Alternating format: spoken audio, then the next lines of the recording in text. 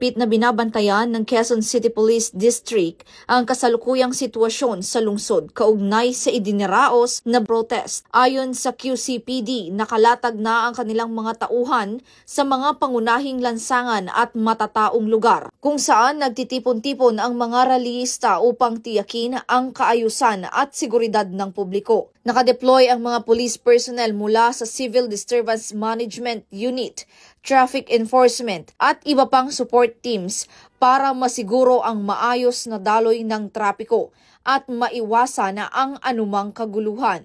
Sa kabila ng pagdagsa ng mga rallyista, nananatiling mapayapa at maayos ang kalagayan ng protesta.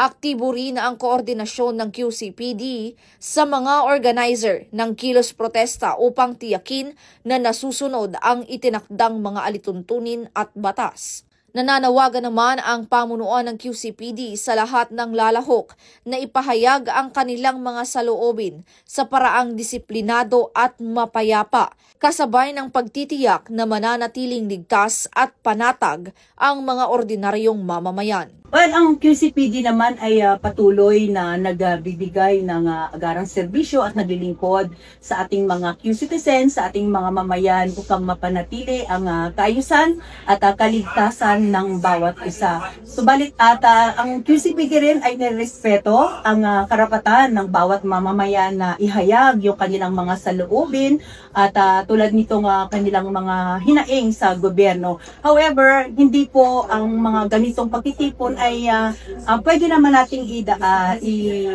isasagawa sa maayos at mapayapang paraan. At sumunod din po tayo sa mga alituntunin para po maiwasan yung mga pananakit, masaktan o kayong ang mas worse na maging marahas.